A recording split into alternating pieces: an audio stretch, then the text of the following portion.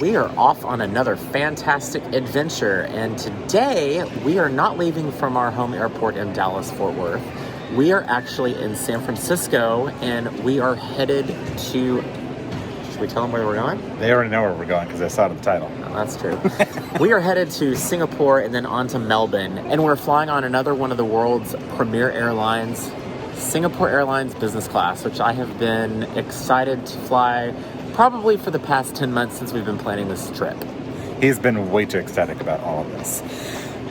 So much so that we are actually at the airport also way too early. Our flight is at 10 o'clock tonight. It is currently 4:23, and the check-in desk doesn't even open for another 2 hours. So we're gonna just sit around. I'm not gonna make you watch us sitting around waiting. The next clip is probably gonna be somewhere exciting like the lounge or actually on the plane.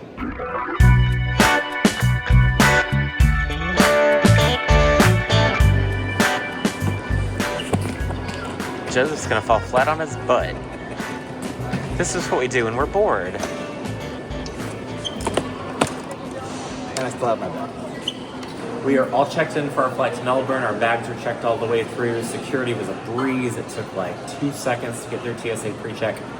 So we are going to go enjoy the United Polaris Lounge due to the fact that Singapore Airlines here in San Francisco does not have their own Silvercrest Lounge, which we will get to experience in Singapore. We are waiting to get into the United Polaris sit-down restaurant. Yes, they have a specific dining area.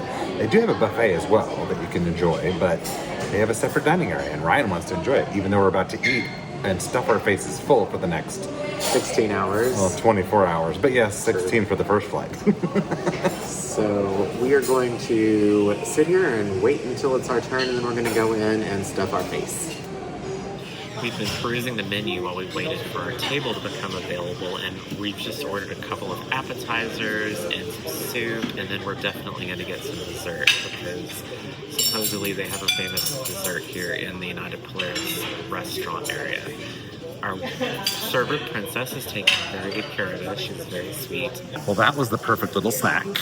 We ordered some basically Italian wedding soup, some Dungeness crab arancini. And then apparently they're known for having their cookie skillet like at Cheddar's and BJ's and some other places. Chocolate chip cookie skillet. Chocolate chip cookie skillet. Well, they ran out of chocolate chip cookies. So sad. So sad. But we did get the ice cream. We did.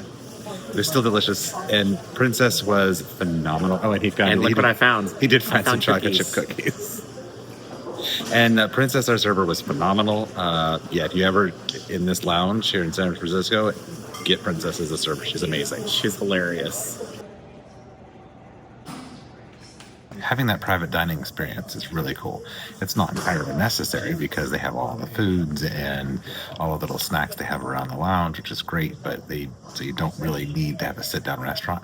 But it really creates a nice little atmosphere, place of separations. First come, first serve, all included, of course, which is nice. It just, again, creates a nice little atmosphere of relaxing.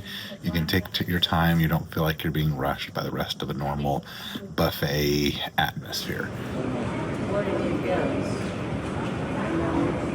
Well, we're getting on the plane. It said they board 20 minutes before departure, which we weren't really sure we believed that, so... No, they're boarding, they're boarding early. So we're going to go ahead and get on the airplane. I'm excited.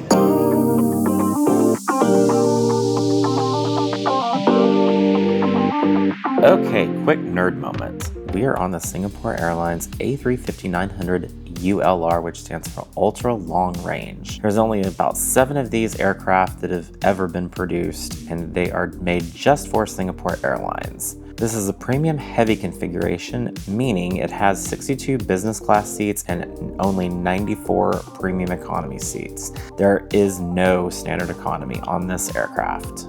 Just as we started to get familiar with our seats, the very friendly cabin crew came around, offering a pre-departure drink. Orange juice, apple juice, champagne, or you prefer Bellini? I'll be happy to get Bellini. Thank you very much. Of course, we both went for the Bellini, which is a delicious signature drink from Singapore Airlines. Oh, and there they are again, offering a nice hot towel to wipe your hands, and if you so desire, your face. Okay, let's talk about the seat. These are some of the widest business class seats in the industry, and frankly, it was an absolute pleasure to be able to sit in them. There is ample storage space, including a console where you will find a bottle of water and your headphones. Behind you over your shoulder is a small storage space with power outlets and one of several lights. Down at ground level, there's a perfect place for your shoes, and there's a handy little nook up by the monitor for a few smaller items. Oh, and there's a mirror too. There is, of course, a coat hook for you to place your jacket on before the amazing flight attendant comes by and places it in a closet for you during the flight. On the seat divider near your head, there's also several lighting options for you to choose from, each with its own level of brightness, in fact, in case you're like me and you're blind. A very good evening, ladies and gentlemen, boys and girls. It's your captain speaking. My name is Jason Lim, and on behalf of Singapore Airlines, a very warm welcome aboard SU33 bound for Singapore. Flight time to Singapore will be 15 hours and 45 minutes, ladies and gentlemen. Time by to sit back, relax, and enjoy the flight. Thank you.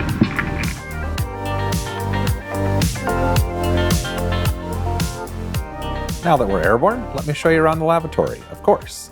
It is well lit, as it should be, and is stocked with all of the typical amenities you will expect to see, including hand soap, hand lotion, a facial mist, and a little bottle of smelly stuff that kept the bathroom smelling good throughout the flight.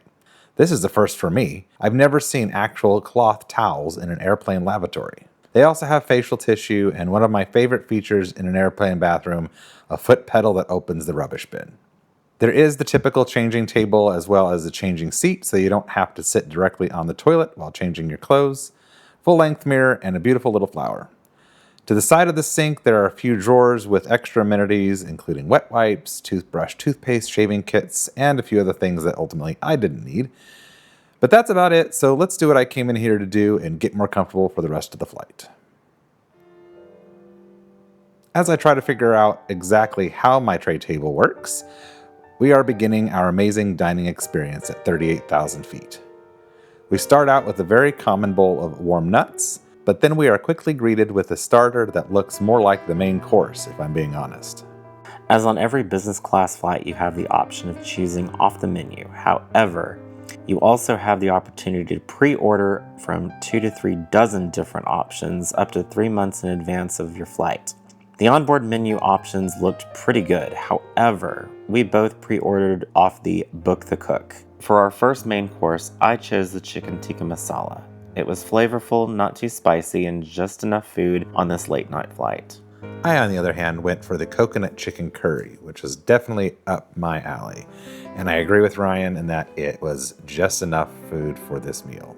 No meal would be complete without dessert. For this particular meal, we both chose the Madeleine cake, which was a nice, light ending to an incredible food journey.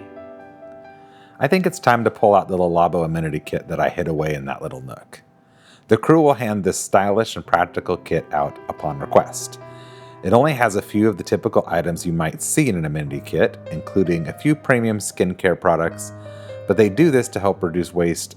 As I pointed out, almost any other item you might need can be found in a lavatory. You do also get a pair of socks, slippers, and an eye mask at your seat with the rest of your bedding. Speaking of bedding, I think it's time to transform this super wide seat into a flat bed. The seat does have an unusual way of laying down. The first time, we had to have one of the crew members help us set it up. There are plenty of super comfy pillows, a seat cover for a little bit extra padding, and a nice cozy blanket to cover up with. This made it so easy to get plenty of sleep on this long flight. But of course, we weren't just sleeping, because Singapore Airlines also has an amazing entertainment system called Chris World. It is genuinely impressive. There are plenty of movies, TV shows, music, and documentaries. Enough to make you forget that you're flying. Chris World is still the biggest show in the sky. Singapore Airlines has a reputation for legendary hospitality, and I get it. The crew were super attentive, but without hovering. And they even brought us these 2 little stuffed bears to give to our nieces. Such a nice touch. Just before our landing into Singapore, we were served yet another meal, which was just as good as the first. I went for the quiche and sausage breakfast, while Joseph went for a little bit more Asian style with the wonton noodle soup, which is not like him at all for breakfast. But he said it was flavorful and light. But between the wide seat, incredible service, great food, comfortable bed, thoughtful amenities, and endless entertainment, time flew by. You almost forgot that you've crossed half the planet.